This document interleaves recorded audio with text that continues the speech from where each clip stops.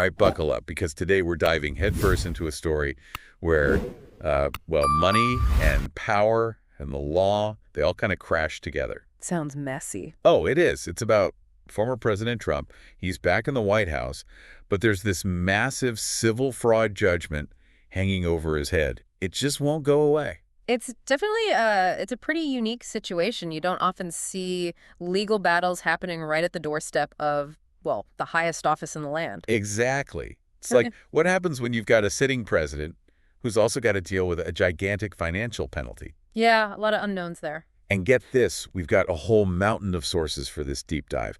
Opinions are flying around on Reddit. We've got reports from news outlets from all over the political spectrum, and even some stuff from Arabic media, translated just for you. Wow, covering all the bases. Got to be thorough, right? So let's start with the basics. A New York judge basically found Trump and his business guilty of, well, inflating property values to get better loans and insurance. Classic. Yeah. And the penalty, a whopping $454 million. And get this, it's grown to almost $490 million with interest. That's not just pocket change. That kind of judgment could really shake up Trump's whole business empire, his ability to get loans, everything. Some lenders might just not want to touch him. Right, like his credit score just took a nosedive. Exactly. There's historical parallels here. We've seen financial scandals just cripple businesses and individuals. Yeah, it's not just about the money itself. It's the domino effect it can have. Wow. But hold on. He is appealing the ruling, and his lawyer, D. John Sauer, he's also Trump's pick for Solicitor General, which is interesting. Very interesting. So Sauer's asking the New York Attorney General Letitia James to just drop the whole lawsuit. Wait, really? Yeah, he's saying it's in the spirit of national unity.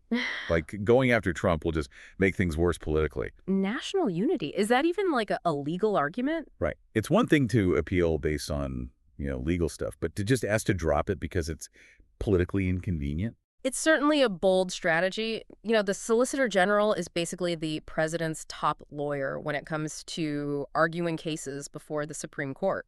So it's interesting that Trump chose Sauer, who's also handling this whole fraud case, for that job. Wow, talk about multitasking.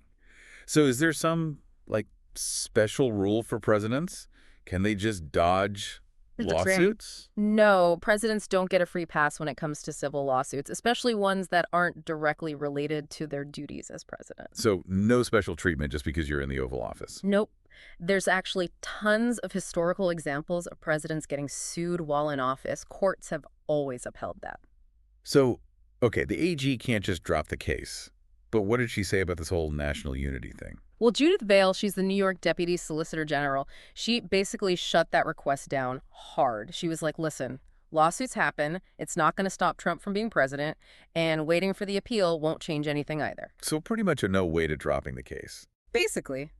It was a clear message. Like, nobody's above the law, not even the president. Fair enough. But, everyone's got an opinion on this. Our Reddit thread is blowing up.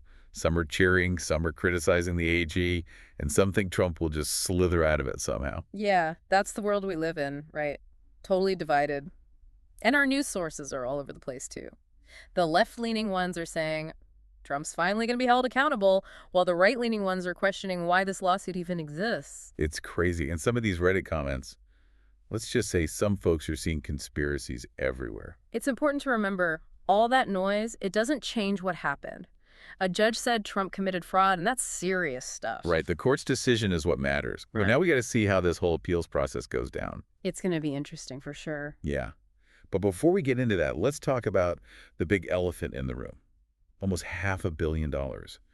What's that going to do to Trump and his businesses if he loses? Could he actually be forced to pay up? That's the $500 million question. If he has to pay, it could seriously hurt his fortune. Imagine what that'll do to his credit score, his ability to get loans. He might even have to sell stuff off to cover it. Now things are getting spicy. This isn't just some legal battle anymore. It could be the beginning of the end for his whole business empire. Yeah, and think about the political side, too. Running for office costs a ton of money. Could this mess up his fundraising or his ability to just, pay for campaigns himself? It makes you wonder, how much do we as voters need to know about a candidate's money situation? especially if it could affect how they do their job. That's a question that goes beyond just this case. It's about the core of our democracy. We need Ugh. our leaders to be open and honest with us. And if they're not, it makes people lose trust in the whole system. It's like this whole situation's a giant stress test for our system, the checks and balances and all that. We're watching how everything reacts to this crazy situation. Mhm. And it's forcing us to face some hard truths. We like to think that presidents have immunity, that they're protected from some legal stuff while in office, but this case is shaking that up. Yeah, like, can you really be held accountable if you're the most powerful person in the country? That's the question, isn't it? And remember, this is all happening while he's in the White House, trying to run the country for a second term. You just don't see a sitting president dealing with such a huge financial judgment ever. Yeah, it's unheard of. It adds a whole other layer of complexity. We're not just talking politics and policies anymore. We're talking about what happens if a business empire starts to crumble while the guy in charge is, well, in charge of the country. Okay, so we've got the legal stuff, the public's reaction, and what it could mean for his finances. Now, here's something I've been thinking about. This whole thing is playing out under a microscope, right? Every little thing is being analyzed and dissected. That's true. The media, everyone's watching. Yeah, so how do you think all this attention is affecting how this case is going, both legally and politically? Does it add extra pressure? Definitely. The media, the public, all the opinions flying around, it's like a pressure cooker. And that can change how lawyers approach the case and how politicians think about it. It's like a double-edged sword, right? Yeah. On one hand, all this attention is good. It keeps things transparent and hopefully keeps powerful people honest. I see what you mean. But on the other hand, it could also mean that people are making judgments before all the facts are out. Yeah, that's the thing about the information age. We know so much, but it also means these cases are being tried in the court of public opinion as much as they are in an actual courtroom. And we can't forget about media bias. All the news outlets are spinning this story their own way. So how much is that affecting what people believe? The way a story is told definitely affects how people understand it. Different outlets have their own agendas, their own ways of framing things. That definitely shapes what the public thinks. It's a good reminder that we all need to be smart about the news we consume. Think about who's telling the story. Look at different perspectives. Don't just believe the first thing you hear. Exactly. Be a critical thinker, especially with complicated stuff like this. Well, this has been a lot, right? We've covered the legal stuff, the money, the media, and how much attention this is all getting, and it's definitely not over yet. But what does all this say about, like, the bigger picture? What does it say about American politics and how we hold our leaders accountable? It shows how divided we are, that's for sure. Even with the legal judgment, people are still taking sides. Yeah, and it makes you wonder about whether people even trust the system anymore, both the legal system and the government. That's a valid point. If people stop believing that everyone is treated equally under the law, that's a big problem. It's like this case is putting our whole democracy to the test. Can our institutions handle this kind of pressure? Can we figure this out without tearing each other apart? Those are the questions we need to be asking ourselves as citizens. It's not just about watching what happens, it's about being part of the solution. We need to demand that our leaders are accountable and that our system works. It sounds like we've got some homework to do. Mm. This has been a wild, deep dive. We've untangled a lot of complicated stuff. The law, the money, politics, and what everyone thinks about it all. We've laid it all out.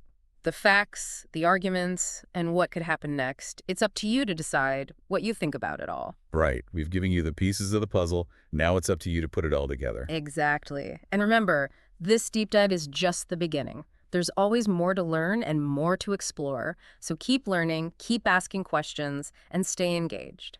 Because an informed citizen is a powerful citizen. I couldn't agree more. All right. That's it for this deep dive into the wild world of Donald Trump, civil fraud, and the presidency. We'll catch you next time. So, as we're talking about all this, about the case and what could happen, I keep coming back to one question. What's that? What does this mean for the future? Like for other presidents down the line? That's a good question.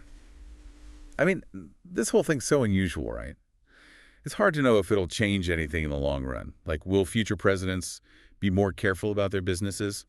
Avoid these conflicts of interest? Yeah, well, they think twice before, I don't know, maybe getting into situations like this. Right, exactly. Or will there be more, scrutiny of candidates' finances before they even get elected? Maybe new laws to prevent this kind of stuff from happening again? It's definitely possible. This whole case has really put a spotlight on how personal business and being president, they can clash. big time. And now we're all looking at the rules, the laws, and wondering if they're strong enough. Yeah, like, are they up to the task? And then there's the whole question of, well, what about how people see the presidency? Could this whole thing make people trust the office less? Or even the legal system? It's a worry for sure. We've already talked about how divided everyone is, right? Right. And in this case, it just seems to be splitting people further apart. It's like instead of figuring things out together, we're just retreating to our corners. Exactly. And if people start to lose faith in the idea that the law applies to everyone equally, well, that's a problem, a big one. Yeah, that's the foundation of democracy, right? Everyone plays by the same rules. Right. It's like this whole thing's a test, Hmm. not just for Trump, but for the whole country, for our democracy. That's an interesting way to look at it. Like, can our system handle this kind of pressure? Can we figure this out without, falling apart? Big questions for sure. And I think the answer is, well, it depends on us, on all of us as citizens. What do you We can't just sit back and watch, We have to be part of this. We have to speak up, demand answers, and hold our leaders accountable. So what can we actually do? I mean, besides vote, obviously. Well, for starters, stay informed. Don't just listen to what people are shouting on social media or on cable news. Do your own research. Figure out the facts and then, well, form your own opinions. Right? Be critical. Exactly. And then talk to people, even people you disagree with. Listen to them, try to understand where they're coming from. And maybe find some common ground, even if we don't agree on everything. Right. And don't be afraid to tell your elected officials what you think. They work for us. That's a good point. So basically, we all need to step up and be more engaged citizens. Absolutely. That's what makes a democracy work. It's not a spectator sport. We all have a role to play. I like that. Not a spectator sport. So what you're saying is this whole deep dive, it's not about giving people all the answers. Right. It's about giving you the tools to figure it out for yourself. We've laid out the facts, what people are arguing about, and what could happen next. But what you do with that information, that's up to you. It's about empowering people to think critically and come to their own conclusions. Exactly. We've given you the pieces. Now it's your turn to build something with them. It's funny. We've talked about all these big, complex things, but I keep coming back to this one simple question. What's that? What does all this mean for the average person, like you and me? What's the takeaway here? Getting to the heart of it. Well, I think, for one, this whole situation shows us that even the most powerful people can be held accountable. It might not be easy, it might take time, but the system, well, it can work. That's reassuring, in a way. Right. But it also shows us how fragile things can be, how divided we are as a country, and how important it is for us to, participate, stay informed, and make our voices heard. Yeah, because if we don't, who will? Exactly. We can't just assume someone else will take care of it. This is our democracy, and it's up to all of us to protect it. Well said. So what can we do, like, practically speaking? What are some things people can do to, be more engaged? Well, first off, don't just get your news from memes and sound bites. Dig a little deeper, read articles, check out different sources, and form your own opinions. Be a critical thinker, like we talked about before. Exactly. And then talk to people. Have those tough conversations, even with people you disagree with. You might be surprised at what you learn. And who knows, you might even change someone's mind, or they might change yours. Right. It's all about understanding each other, finding that common ground. And of course, contact your elected officials. Let them know what you think, what matters to you. Make sure they know they work for us. That's right. Well, this has been quite a journey, right? We've explored a lot of complicated issues. We have, but I think that's important. These aren't easy topics, but they're important ones. And by talking about them, by understanding the different perspectives, we can hopefully start to make things better. Exactly. Knowledge is power, right? And the more informed we are, the better equipped we are to make a difference. So to everyone listening, keep learning, keep asking questions, and keep pushing for a better future. Couldn't have said it better myself. And that's a wrap on this deep dive into the world of Donald Trump, civil fraud, and the presidency. Thanks for joining us, and we'll see you next time.